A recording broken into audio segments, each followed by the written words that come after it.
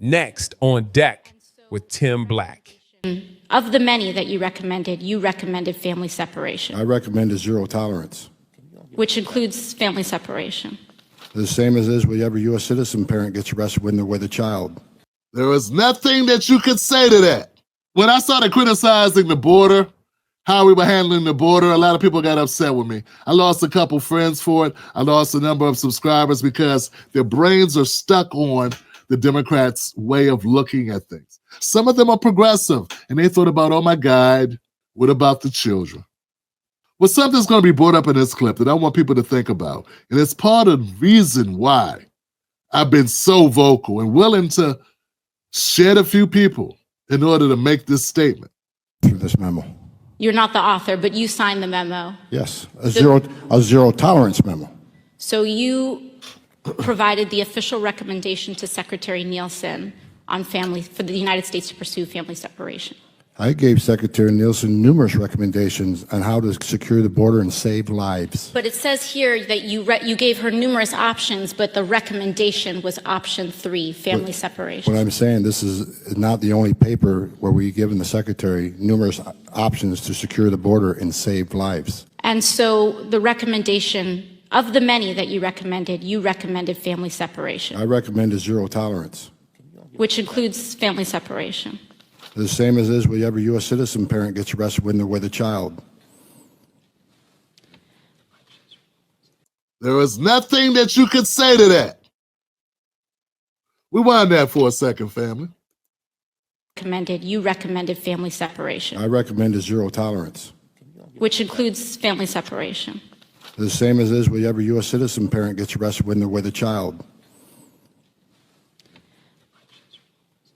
Zero tolerance was interpreted as the policy that separated children from their If I get arrested for DUI and I have a young child in the car, I'm going to be separated. When I was a police officer in New York and I arrested a father for domestic violence, I separated that father Mr. from his Homan, family. with all due respect, legal asylees are not charged with any crime. When you're into the country illegally, it's violation 8 United States Code 1325. Seeking asylum is legal. If you want to seek asylum, you go through the port of entry, do it the legal way.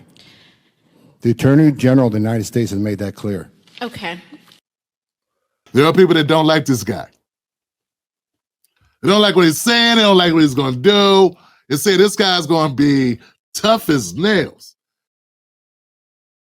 I have a hard time disagreeing. We have seen one estimate that says it would cost $88 billion to deport 1 million people a year. I don't know if that's accurate or not. Is that what American taxpayers should expect? What price do you put on national security? Is that worth it? Is there a way to carry out mass deportation without separating families? Of course there is. Families can be deported together. Because I know it to be true that our country breaks up families all the time. Yeah, but the only time they cry about it when it's undocumented people that didn't come into our process the right way. That's the only time we get tears. That's the only time it's a problem. It's not a problem when they're destroying families with their drug laws. I don't remember seeing AOC crying about that. I don't remember seeing her upset about people losing their kids for other reasons. It happens all the time. And it's not like that's the intention of it, but when you go to jail, you go to jail. When you get arrested, you get arrested. What's supposed to happen? I don't understand why this is supposed to be different.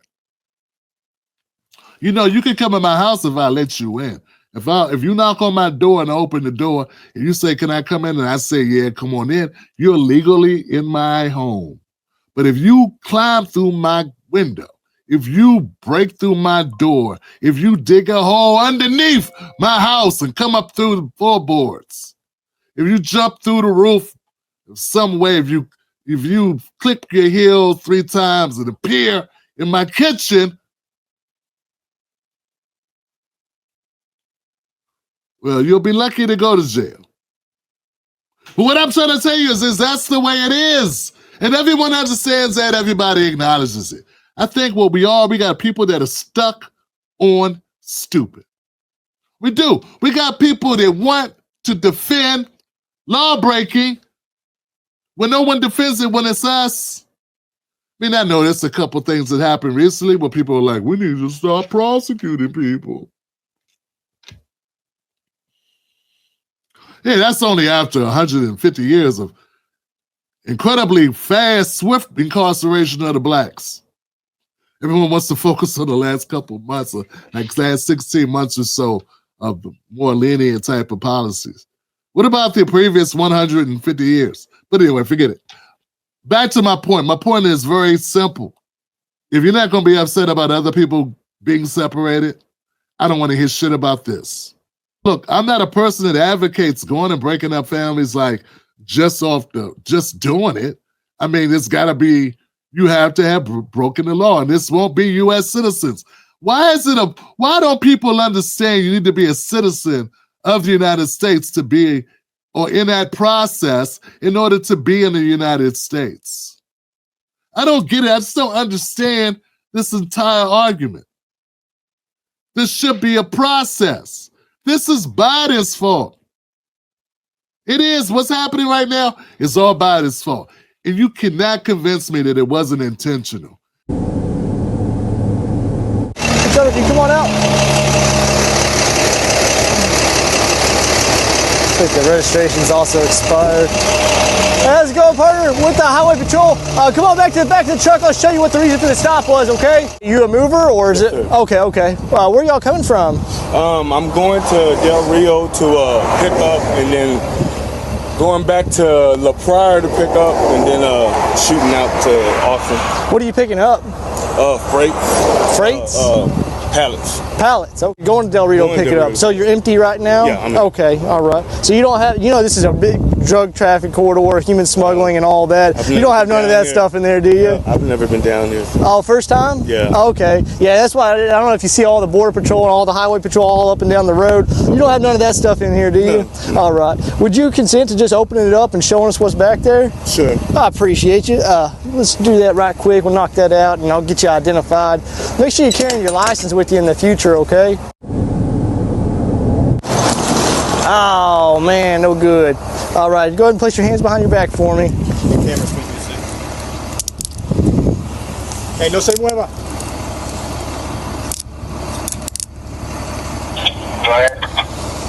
Yeah, what about Interviewed at any time. You understand your rights? Yes, sir. All right, outstanding. All right, let me give you that water really fast. Can you give us your email? Yeah.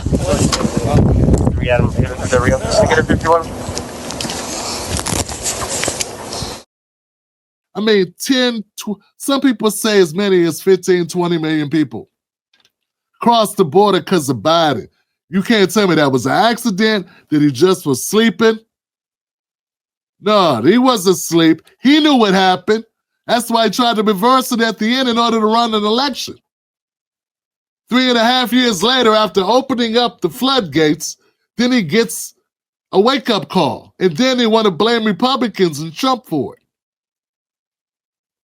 Because now that you let in millions of people, now you want to be like, oh, hold on a second, maybe we need to slow her down. That's goofy stuff. And only the most brainwashed people would even go for it. It doesn't make sense. Why would we allow it? But my point stands, man.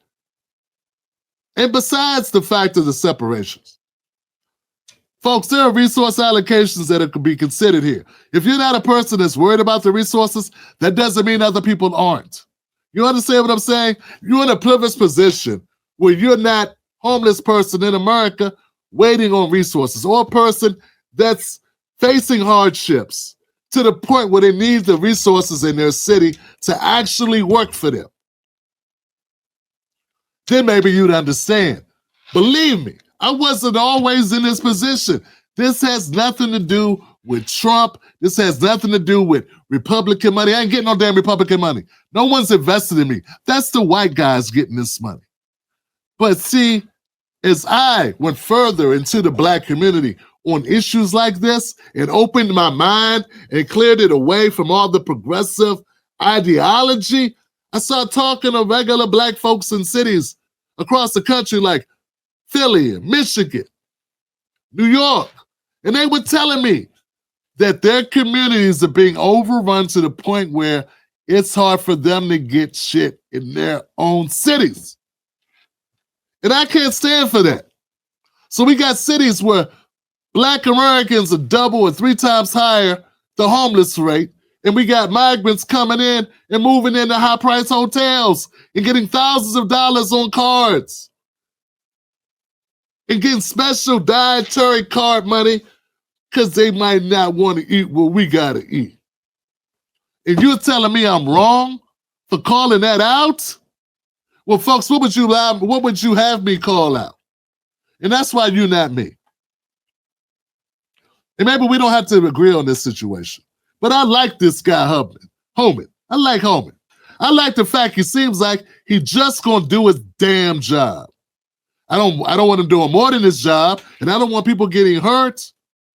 And I want people to go through the right process. And maybe Trump will give people a certain amount of grace period who have been in for a longer period of time. We'll see how it goes. But if you break into someone's home, and America is my home, it was built on the backs of Black people where we didn't get compensated and we had to toil against our will.